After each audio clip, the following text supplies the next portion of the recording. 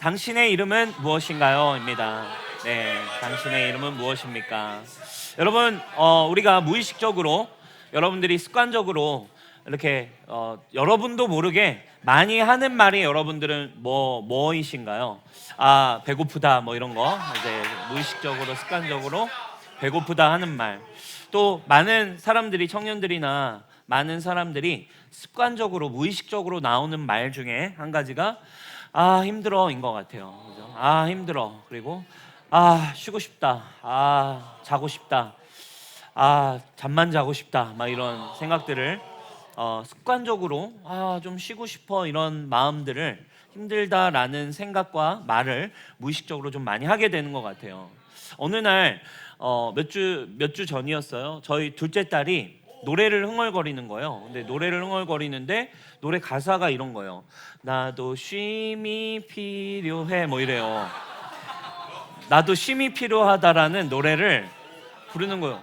뭐야 좋아요. 그게 무슨 노래야? 그랬더니 아빠 그 유튜브에 한번 쳐봐. 이 노래 배웠다고. 그래서 나도 쉼이 필요해라고 치래요. 그랬더니 진짜 있어요. 진짜 있는데 심지어 그 제주 소년 오연준 친구가 부른 노래 노래가 되게 좋더라고요. 실제로 노래가 있는데 이 노래를 막 부르면서 막 쉼이 필요하다고 율동까지 하면서 이제 되게 부르더라고요. 그 가사를 제가 한번 가져왔어요. 가사가 노래가 되게 좋은 노래. 여러분 이따 나중에 한번 들어보세요. 자꾸 재촉하지 말아요. 나도 진짜 바쁘단 말해요. 학교 끝나면 방과 후에 영어학원 수학학원 그냥 뭐 노는 줄 아나요. 나도 쉼이 필요해. 나도 쉼이 필요해. 푸른 파도 속에 마음껏 헤엄치며 놀고 싶어요. 넓은 들판에서 마구 뛰놀고 싶어. 쉼이 필요해 막 이러면서 노래 멜로디가 너무 좋은데 너무 가사가 슬픈 거죠. 그죠?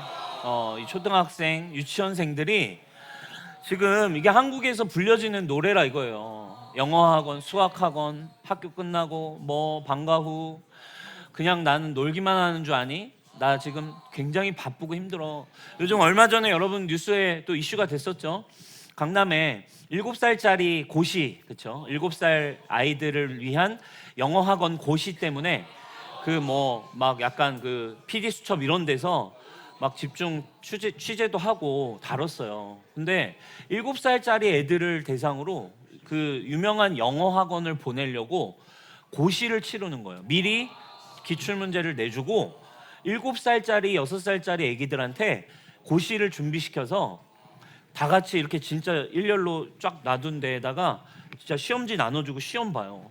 근데 그 영상에 너무 슬픈 건 애들이 그 시험을 못 보고 떨어졌다고 막 울어요. 우리 좋아만한 애기들이. 그죠? 그 애기들이 뭐 한다고 거기서 그 고시를 보고 있고 그거를 막 그걸 외우라고 그거를 공부하라고 막 그러고 있고 그런 어떤 시대에 우리가 지금 살고 있어요. 너무너무 힘든 어린이들도 나는 쉼이 필요하다. 나도 지친다. 이런 이야기를 하는 그런 상황입니다. 여러분 나이와 관계없이 인생이 힘든 이유는 무엇일까요? 이런 생각을 해봤어요. 우리 나이와 관계없이 점점 아이들도 힘들고 청년도 힘들고 어른도 힘들고 노인도 힘들고 다 힘든 이유는 나이와 관계없이 자신에게 맡겨진 역할들 때문에 힘들다라는 생각이 들었어요.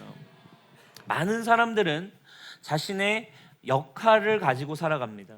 다양한 역할들을 맡아서 살아갑니다. 넌 학생이니까, 너는 입시생이니까, 넌 아들이니까, 너는 딸이니까, 너는 가장이니까, 너는 아빠니까, 넌 엄마니까, 너는 리더니까, 넌 사장이니까 이런 수많은 역할들 때문에 우리는 굉장히 힘든 삶을 사는 것 같아요. 그래서 우리는 나이에 관계없이 우리는 우리에게 맡겨진 역할이 버겁게 느껴질 때가 있어요.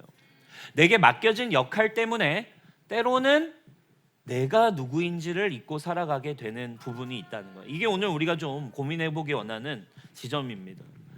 여러분 최민식 배우가 그 얼마 전에 유퀴즈에 나왔었잖아요. 근데 유퀴즈에 나와서 좀 인터뷰하는 내용 중에 제가 인상적이었던 부분은 이 부분이었어요. 어떤 이렇게 악역이나 어떤 이렇게 사람들이 볼 때 와 연기력 대단하다라고 평가된 영화일수록 그 역할을 이렇게 심취해서 하고 나서 그 영화가 끝나고 나면 영화가 끝났는데도 그 배우, 그 살인마나 그 사이코패스의 역할을 자기가 그 속에서 하다가 이제 끝났으면 다시 최민식으로 돌아와야 되는데 영화가 끝났고 촬영이 끝났는데도 그 자아로 그 역할로 사는 자기를 보게 된다는 거예요. 최민식으로 이제 돌아와야 되는데 자기의 역할에 심취된 나머지 자기의 자아로 돌아오질 못하는. 그래서 예를 들어 살인마 역할을 막 극악무도한 살인마 역할을 하던 영화가 끝났는데 그 영화 속에서 막 맨날 막 피 좋아하고 담배 피고 욕하고 그리고 사이코패스처럼 막 사람을 죽이고 조금만 건드려도 막 바로 이렇게 욕하고 화를 내는 사람인데 영화가 끝난 거예요. 영화가 끝나고 자기 집에서 이렇게 엘리베이터를 타고 지금 이제 일상생활을 하는데 자기 아파트 주민들, 그러니까 팬인 거잖아요.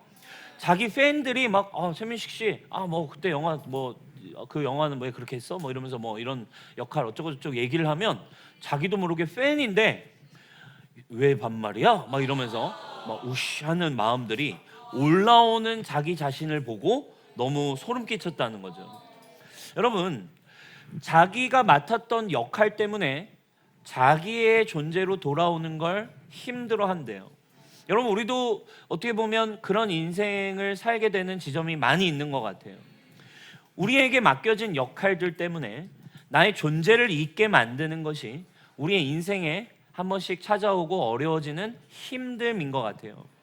그런데 문제는 내 존재가 있는데 내 이름 뒤에 붙어있는 역할 또는 내 이름을 표현해주는 수식어들, 그 역할이나 직업이나 명함이나 수식어들을 또 포기하는 게 또 꽤나 어렵게 느껴집니다. 내 이름을 멋지게 수식해주는 문장, 내 이름을 멋지게 수식해주는 역할들이 내가 아닌데도 마치 그것을 나인 것처럼, 그리고 그것을 또 내려놓는 게 사실은 또 어려워요. 그렇죠?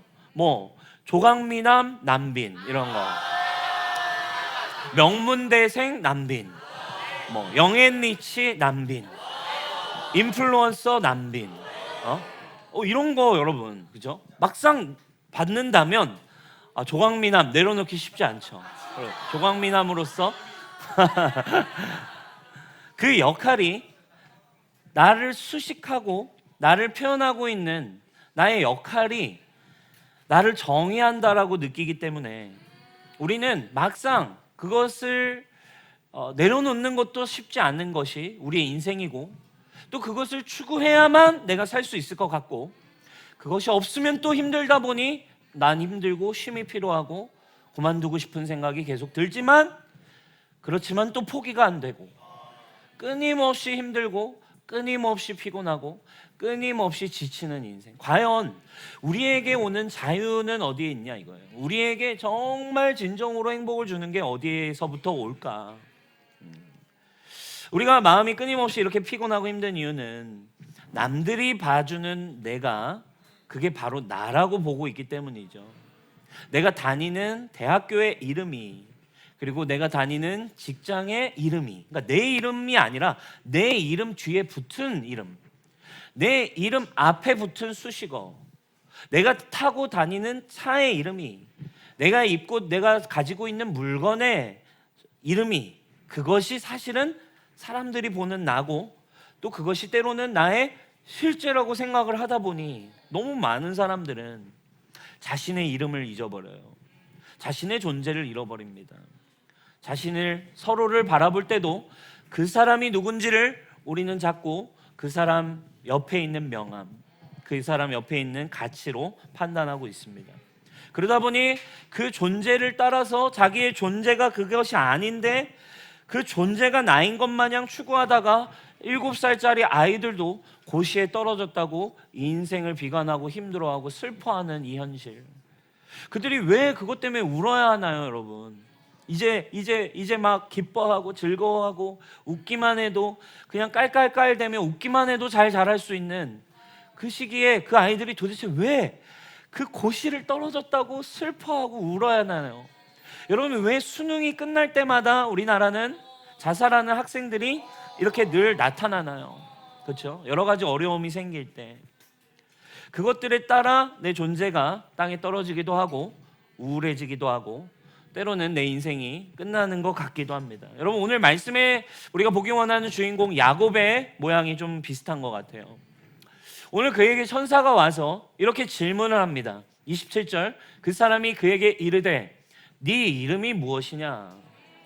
당신의 이름이 무엇입니까? 이 질문을 여러분 오늘 우리가 좀 영적으로 우리에게 적용하자면 이런 질문으로 바꿀 수 있습니다. 당신의 이름은 진짜 뭡니까? 당신을 결정하고 있는 게 뭔가요? 당신이 사랑하는 것은 무엇입니까? 당신은 진짜 무엇을 위해서 살아가고 있습니까? 당신은 당신의 이름이 있는데 당신의 존재가 뭐예요? 당신의 존재를 당신은 어떻게 바라보고 인식하고 있어요? 여러분, 우리가 오늘 예배 드리고 있습니다. 여러분, 진짜 하나님의 자녀라는 것을 믿는 것이고 우리가 진짜 복음을 누린다는 것이 뭐예요? 근데 오늘 여러분들이 질문하고 싶어요.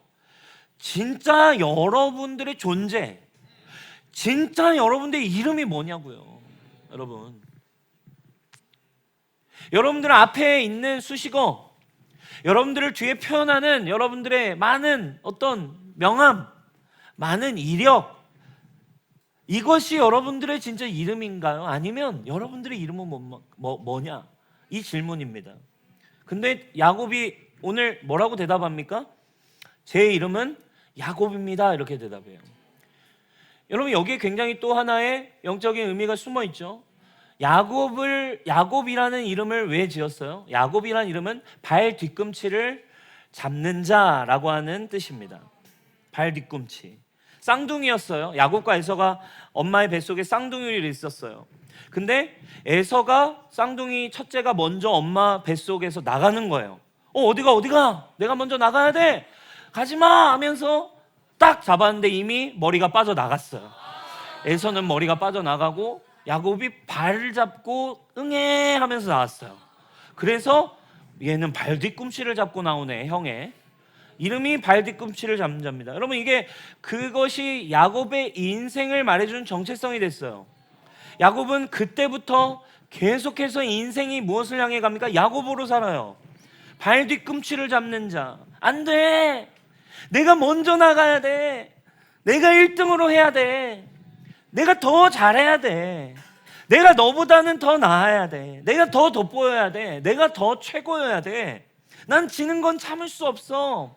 나는 남보다 더 잘 되고 싶어. 제 이름은 야곱, 이 의미예요. 제 이름은 야곱이에요. 저는 1등을 하고 싶어요. 제 이름은 야곱이에요. 남들에게 뒤처지지 않고 싶어요. 제 이름은 야곱이에요. 그게 저입니다. 라고 살았어요. 여러분, 야곱으로 사니까 자신의 인생이 그 이름 때문에 그 이름으로 사니까 자기가 무언가를 얻는 거, 자기가 무언가를 하는가, 그것이 자신의 이름이었어. 그러다 보니, 그렇게 살다 보니 야곱이 지금 이 상황이 어떤 상황이에요? 자신의 인생이 그 이름 때문에 꼬일 대로 꼬여졌습니다. 야곱으로 사니까, 발 뒤꿈치 잡으며 사니까, 그냥 나대로 살면 되는데 1등을 해야 되는 삶으로 사니까, 옆에 있는 사람보다 잘해야 되는 삶으로 사니까 관계는 깨어지고 사람들과는 멀어지고 무언가를 얻으면 얻을수록 또 불안해지고 혼자가 되고, 그리고 쫓기는 사람들이 생기고 어려운 일이 생기며 그의 이름 야곱은 점점 우울해졌어요. 그리고 야곱은 그런 삶을 계속해서 치열하게 살다 보니 지칠 대로 지쳤습니다.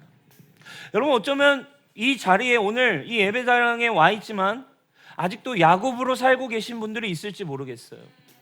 여러분, 예수님을 믿는다는 게 뭡니까? 여러분, 하나님을 믿는 게 뭐예요? 여러분, 하나님으로 받는 축복이 뭡니까? 하나님을 믿어서 여러분 혹시 야곱으로 와서 네 이름이 뭐냐? 저는 야곱입니다. 제가 1등이 되는 걸 도와주십시오.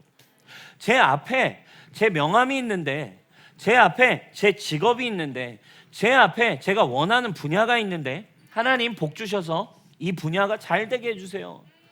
여러분, 이런 식으로 사는 것이 혹시 기독교 그리고 혹시 복음이라고 생각하나요? 그렇지 않습니다.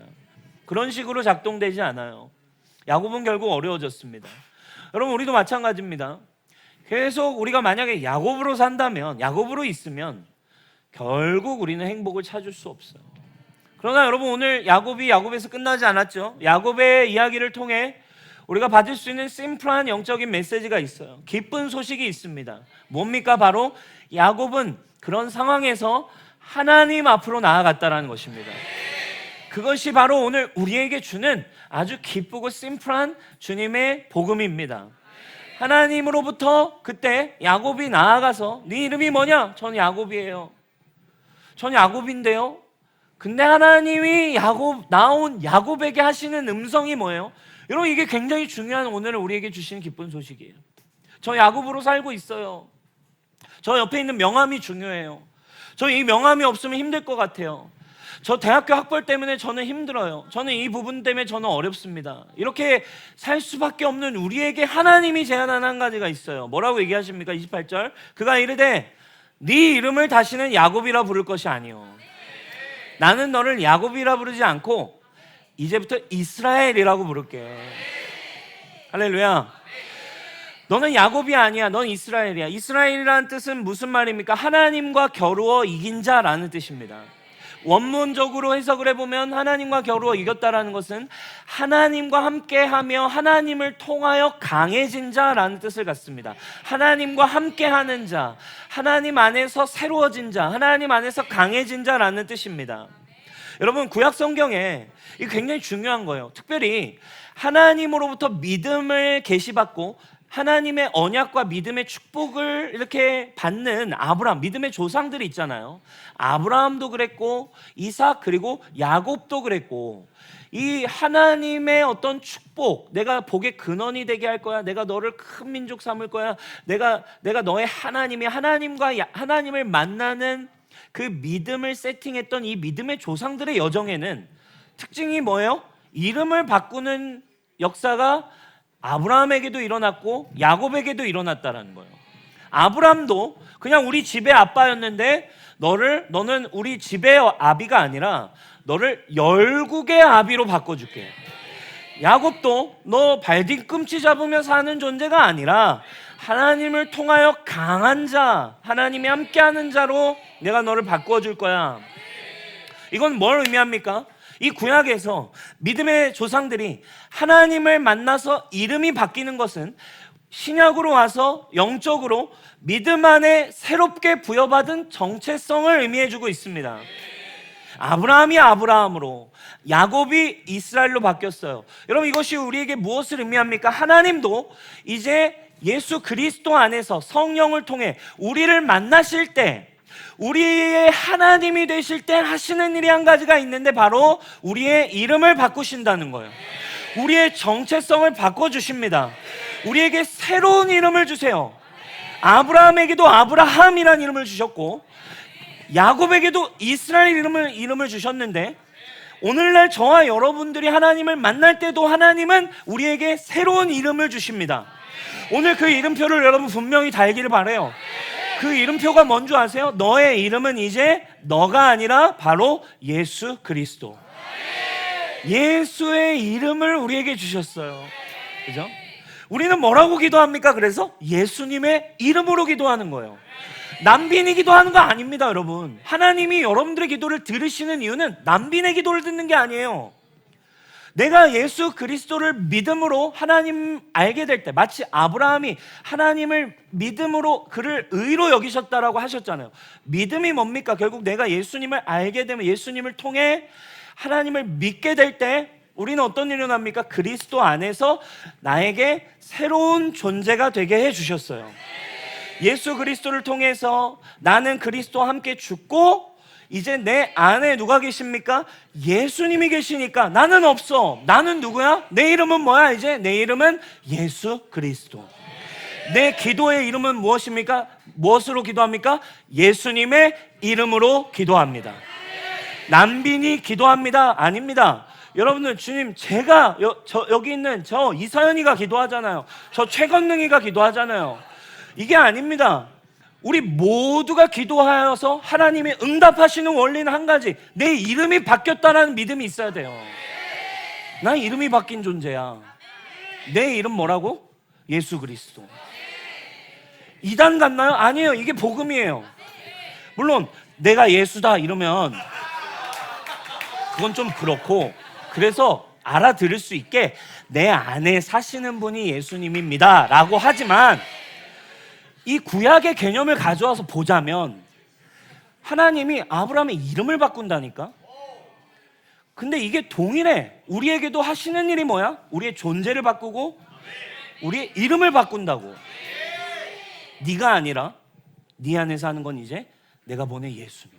이게 복음이에요. 이게 복음. 내가 와서 주님, 하나님 저 사랑하시죠? 저의 이제 명함을 바꿔주세요. 저의 신분, 저의 학벌을 바꿔주세요. 저 이 대학 꼭 가고 싶어요. 이 대학을 주님이 바꿔주실 수 있으시죠? 아, 왜 안 해주세요? 내가 이렇게 기도했는데, 내가 기도했는데, 맞죠? 이런 식으로 주님 앞에 투정 부려요. 주님, 내가 얼마나 기도했는데. 아니에요. 그 기도 응답 받을 수 없다 이거예요. 그죠? 하나님이 분명히 약속을 해. 예수님이 가르쳐 주세요. 기도를 무엇이든 내 이름으로 기도하면 아버지께서 응답하신다고. 그 말에는 주문을 외우면서 예수님의 이름을 기도하라는 얘기가 아니에요. 뭐가 필요하다는 거예요? 아, 하나님을 만날 때 내 존재가, 내 정체성이 예수의 이름으로 완전히 바뀌었구나. 내가 이제 예수님이구나. 예수님이 내 안에 계시구나. 근데 자꾸 우리는 내가, 주님 이거 기도했잖아요. 제가 이거 원했잖아요. 제가 이거 이렇게 원했는데 왜 저 여자친구 안 만들어 주세요? 왜 남자친구 안 만들어 주세요? 왜 저 이 부분 안 되게 하세요? 제가 금식했는데, 응? 제가 그렇게 오랫동안 교회에서 섬겼는데 하나님 왜 나에게는 이런 것도 안 주시고, 쟤는 진짜 기도도 안 하고, 쟤는 진짜 밖에서 맨날 개차반처럼 사는데, 쟤는 다 잘 나가는데. 아닙니다, 여러분, 아닙니다. 내가 기도한다고 주님이 응답하시는 게 아니라, 주님은 내 이름으로 구할 때, 예수의 이름으로 구하는 거예요. 그리고 이제 그 예수의 이름으로 구할 때 나의 존재가 이제 바뀌어졌음을 아는 거죠. 그리고 그 존재 자체로 나의 삶의 의미와 정체성을 알게 됩니다. 그리고 이제 뭘 어떻게 삽니까? 이제 내 안에 그분이 계시기 때문에, 내 이름은 예수 그리스도라는 이름이기 때문에 기도도 예수의 이름으로 하지만 말과 행동도 예수님의 행동과 성품이 나오게 되는 거, 이것이 사실은 복음이고 이게 제자도예요. 내가 노력한다고 예수님처럼 될 수 없습니다. 내가 아무리, 우리 지난주 봤잖아요. 원수를 사랑하는 거, 오른쪽 뺨을 맞으면 왼쪽 뺨을 들이대는 거, 이거 흉내낸다고 되지 않습니다. 그래서 여러분, 제가 이런 생각을 해봤어요. 그렇기 때문에 우리는 비로소 이제 하나님을 만날 때, 저는 야곱, 네 이름 뭐니? 야곱입니다. 아니, 네 이름 이제 야곱이 아니라 이스라엘이야. 너 누구니? 저 남빈입니다. 아니, 너가 나를 만날 때 어떤 일인 줄 알아? 너는 남빈이 아니라 너는 이제 내가 보낸 독생자 아들이야. 내 독생자를 내 세상에 보내서 죽게 하고, 내가 이제 그 독생자를 대신해서 너를 양자 삼았어. 그게 우리의 정체성인 걸 깨닫게 될 때, 여러분, 우리의 생각은 변하고 우리의 존재는 변합니다. 그래서 복음 안에서 우리가 어떤 생각을 이제 갖게 되나? 제 마음에 이런 마음이 들었어. 이제 진짜 유명해져야겠네. 할렐루야. 복음을 만나면 유명해진다. 그냥 그 유명이 그 유명이 아니라 있을류 이름명, 진짜 이름이 생기는구나. 진짜 하나님을 만나면 진짜 제대로 된 이름을 얻게 되고, 내 인생이, 내 이름이 있는 인생이 되는구나. 그때 여러분 비전이 풀어지는 거예요. 그때 사랑 여러분, 마음껏 세상에서 이제 진정으로 유명해져도 되는 거예요. 왜? 내가 유명해지는 게 아니라 이제 누가 유명해지는 거예요? 예수님이 유명해지는 거거든요. 여러분 분명합니다.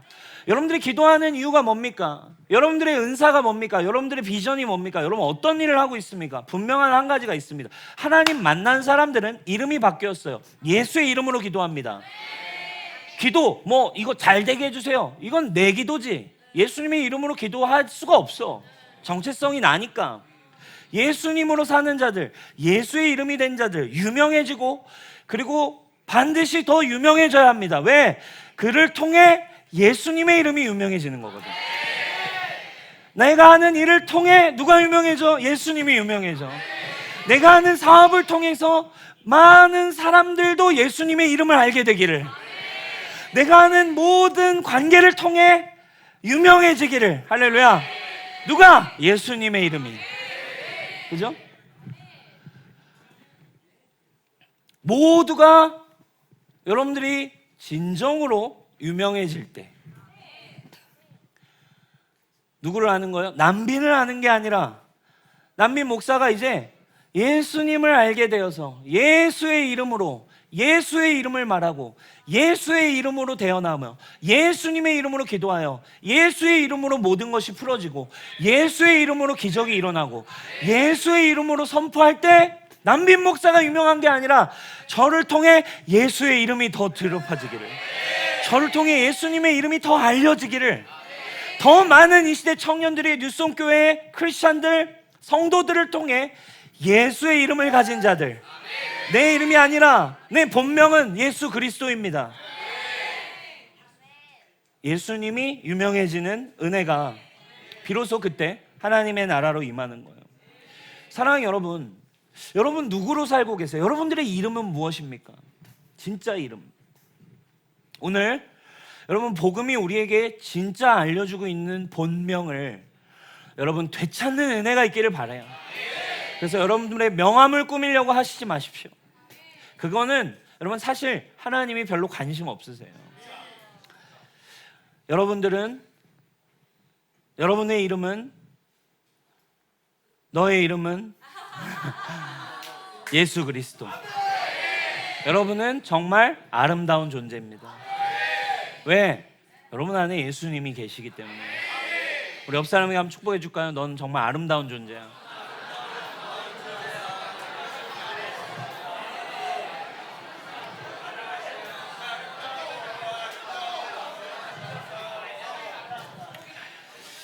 여러분 기독교 작가이면서 또 신부님이면서 심리학자였던 헨리 나우엔이라고 하는 분이 계세요.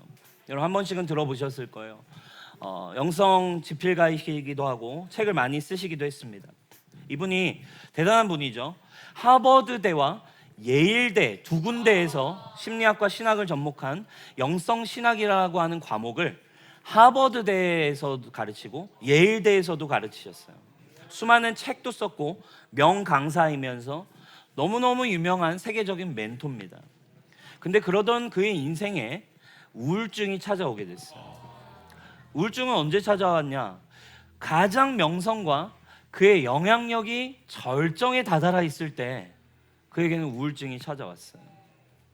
그는 많은 사람들에게 멘토 역할을 했어요. 삶의 방향을 제시하는 역할을 하고 올바른 얘기를 해주고 심지어 말씀도 알려주고 이야기했지만 점점 지쳐가고 점점 무기력해져가고 점점 힘들어가는 자신의 마음을 치유할 방법을 알지 못한 거예요. 점점 힘들어지고 점점 우울감이 커졌습니다. 이 우울증을 어떻게 해야 될까? 아까 처음에 얘기했듯이 좀 쉬고 싶다, 힘들다, 어떻게 해야 될지 모르겠다. 그 끝에 그는 이것을 어떻게든 극복해보기 위해 라르쉬라고 하는 한 공동체를 찾아가게 됩니다. 이 라르쉬라고 하는 공동체는 지적 장애인들이 함께 공동생활을 하고 있는 마을 같은 곳이었어요. 그래서 그 지적 장애인들이 모여있는 그 공동체, 라르쉬 공동체를 찾아가서 거기에 찾아갔습니다. 그 장애인 공동체에서 그들을 만나게 됐죠. 그들이 이제 자신을 웰컴해주러 이제 환영회로 첫 대면을 하게 됐습니다. 첫 대면에서 그들이 이렇게 물었대요. 누구세요? 이렇게 물었대요. 아, 네, 저는 하버드대 영성신학 교수인 헨리 나우엔입니다. 이렇게 얘기했어요. 그래서 그들이 아, 하버드대가 뭔가요? 이랬어요. 하버드대요. 난처한 거죠. 하버드대요. 뭐라고 생각을 못 해봤네. 뭐라고 얘기해야 되지? 전 세계 모든 사람들이 공부하고 싶어하는 곳입니다. 사람들이 거기서 왜 공부를 하고 싶어하죠? 그는 말문이 막혔어요. 그죠?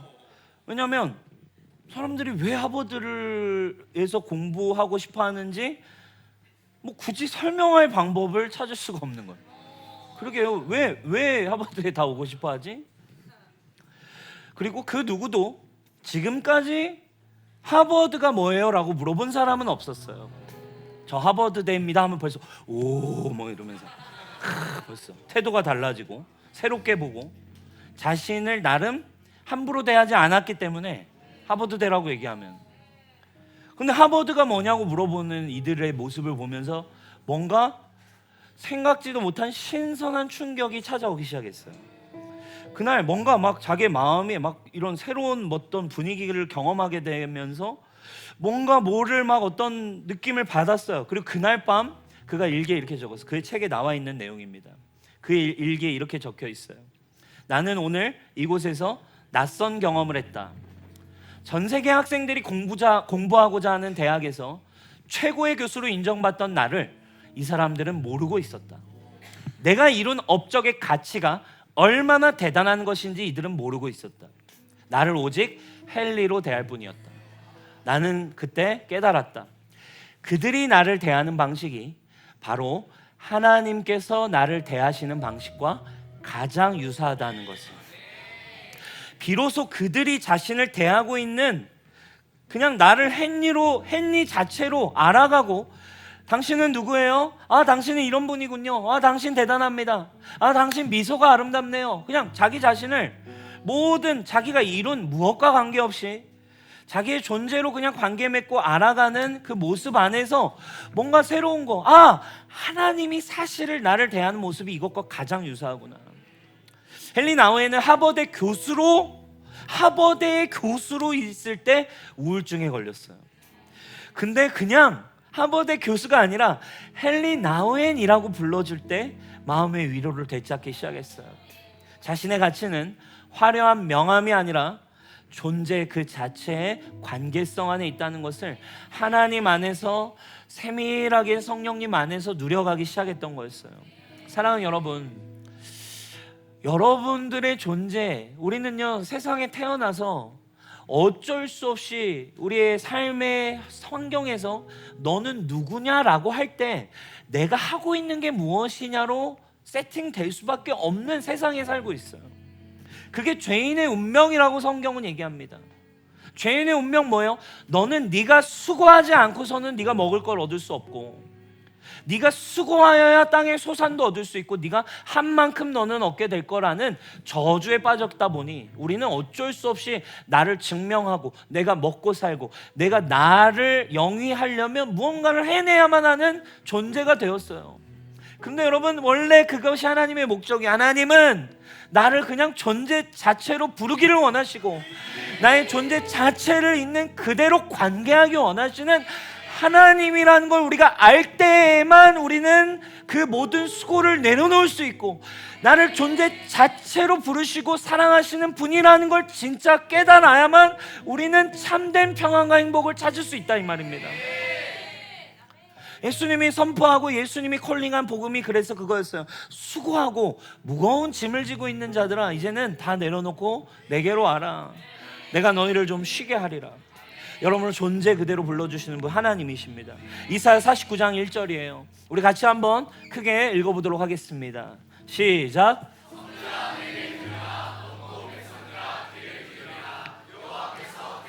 하나님께서 나를 부르셨고 내 어머니의 복중에서부터 내 이름을 기억하셨으며. 아멘.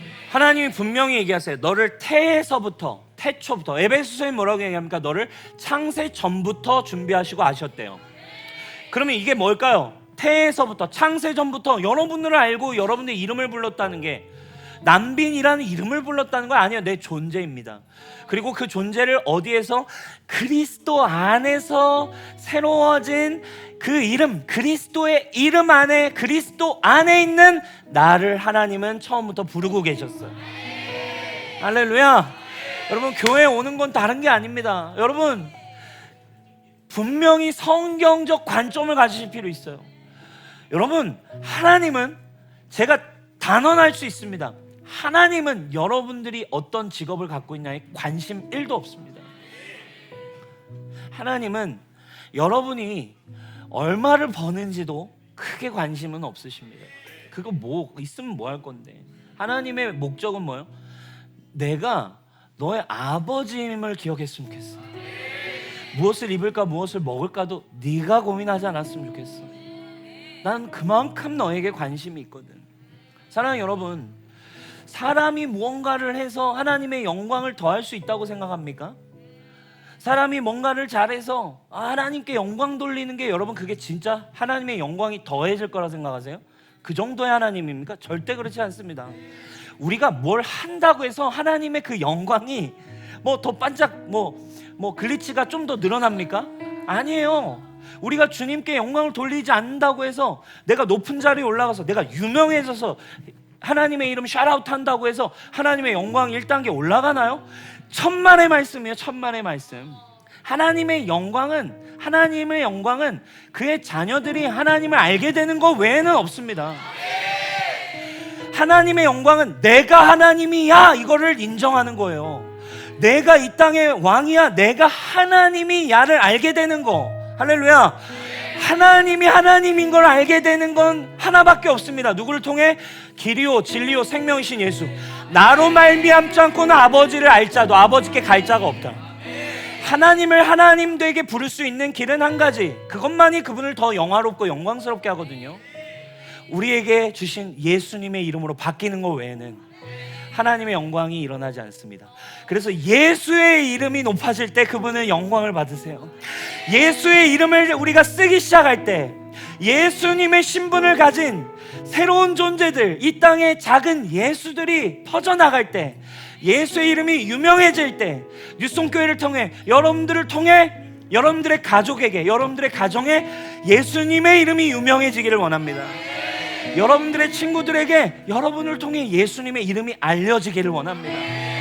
뉴송교회를 통해 이 한국 땅에 수많은 목마른 청년들에게 예수님의 이름이 알려지기를 원합니다. 이 메말라가는 이 땅에 샘물과 같은 예수님의 이름이 들려지는 은혜가 있기를, 그때 당연히 하나님의 영광을 받으실 것입니다. 여러분들의 직업이 무의미하다는 얘기가 아닙니다. 사랑하는 여러분, 질문하고 싶어요. 여러분의 진짜 이름이 뭐예요? 여러분들의 커리어 이전에 여러분들의 이름이 뭡니까? 여러분들의 영혼에 새겨있는, 여러분 명함에 새겨있는 여러분들의 이름이 뭡니까? 태중에 처음부터 그리스도 안에 있는 우리의 이름을 알고 계셨어요. 저도 저 이야기를 좀 하면, 저는 모태신앙입니다. 돌아보면 목사님 아들이고 모태신앙이고 어린 시절부터 정말 예배 한 번도 빠지지 않고 드렸지만 결과론적으로 저는 야곱이었어요. 주님, 제가 뭘 할 수 있죠?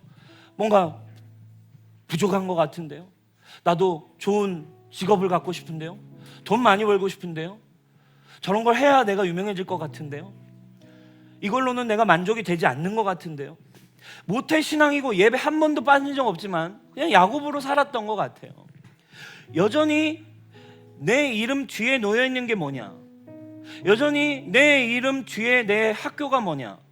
여전히 내 이름 앞에 있는 내 수식어가 뭐냐? 어떤 존재냐? 어떤 사람이냐? 뭘 하는 사람이냐? 그러다 보니까 시간이 지날수록 오늘날 많은 청년들, 교회 안에서도 마찬가지야. 너무 많은 하나님의 자녀들이 나 뭐 먹고 살지? 나 뭐 해야 되지? 청소년기, 청년 때 너무 압박받아요.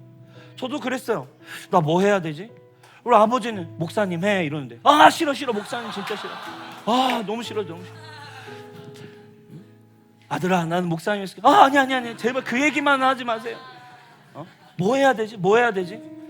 아버지, 제가 어머니 군대 갔다 와서 제가 꼭 결정해서 나오겠습니다. 군대 가서 고민이 그거예요. 살긴 살지만 근무 설고 뭐 하고 다 하지만 뭐 술도 먹어보고 자유하고 막 맘대로 놀아보고 하지만 나는 누구지? 그러니까 할 수 있는 건 뭐예요? 내가 뭐 해야 되지? 나 뭐 직업 가져야 되지? 이거 아무리 애를 쓰고 고민해보고 막 하고 나름 결정을 했어. 결정을 했는데도 자유함이 없어. 결정을 했는데도 자신도 없어. 확신도 없어. 무언가 나사가 하나 빠져 있는 것 같아. 그렇게 그 시간을 지나면서 정말 야곱으로서 저도 오늘 이 본문에 나온 야곱처럼 지쳐 있었어요. 힘이 없었어요. 무엇을 어떻게 해야 될지 모르겠어요. 삶은 점점 꼬여져 갑니다. 그런데 그때 하나님이 저를 인도하신 곳은 진정한 하나님을 부르고 하나님을 만나고 하나님을 예배하는 자리에서 비로소 하나님은 저에게 음성을 들려주시기 시작했어요. 아들아, 네가 그토록 찾고 그토록 네가 헤매고 그토록 네가 원하던 것은 사실은 내 안에 있다. 내가 너의 이름을 알고 있다. 내가 너의 존재를 알고 있다. 내가 너의 꿈을 알고 있다. 나에게 너의 답이 놓여져 있다. 나에게 너의 미래가 있다. 나에게 너의 모든 소망이 있다. 나에게 네가 누릴 수 있는 모든 평안이 있다. 예배 가운데, 찬양 가운데, 말씀을 듣는 그 과정 가운데 그때부터 저는 그 어디서도 경험할 수 없는 나의 존재적인 만족과 기쁨, 안식과 자유, 그리고 그 음성이 너의 이름은 예수 그리스도, 예수 안에 있는 자. 내가 태초부터 너를 알았고 너를 계획했고 너를 통해 하나님이 영광을 받게 하실 거야. 그 만족을 깨달아가기 시작할 때 지금의 저는 이 자리에 서 있을 수 있는 하나님의 자녀, 예수 그리스도의 이름을 전하고 예수 그리스도의 이름을 영화롭게 하며 난빈 목사를 통해 뉴송 처치를 통해 또 내가 있는 모든 곳을 통해 예수님의 이름이 알려지기를 원합니다. 예수님만이 영광을 받게 되시기를 원합니다. 우리가 하는 모든 사역, 우리가 하는 모든 창의력, 하나님이 주신 모든 아이디어, 여러분들의 모든 은사, 여러분들의 모든 힘을 활용하여서 사랑하는 여러분, 예수님의 이름이 온 땅에 드높아지길 원합니다. 뉴송 처치를 통해 주님의 이름이 드높아지기를 원합니다. 여러분, 어떤 이름을 가지고 계십니까? 어떤 이름을 가지고 살아가고 싶으신가요? 너무 많은 이름, 너무 많은 명함 여러분 파려고 하지 마십시오. 여러분들의 존재 자체를 바라보시는, 여러분들의 이름을 정확하게 알고 계신 여러분 하나님 안에서 여러분 오늘 여러분들의 삶에 진정한 계명이 일어나길 바랍니다. 나의 이름은 예수 그리스도. 그 이름을 우리에게 주신 줄 믿습니다. 예수의 이름에 능력이 있습니다. 예수의 이름에 치유가 있습니다. 예수의 이름에 변화가 있습니다. 예수의 이름에 기적이 있습니다. 예수의 이름이 이 도시에 드높아질 것입니다. 예수의 이름을 열방이 알게 될 것입니다. 할렐루야. 우리 오늘 몽골 팀 왔는데 예수의 이름이 몽골에 알려질 것입니다. 할렐루야. 우리 하나님께 영광의 박수 올려드립시다.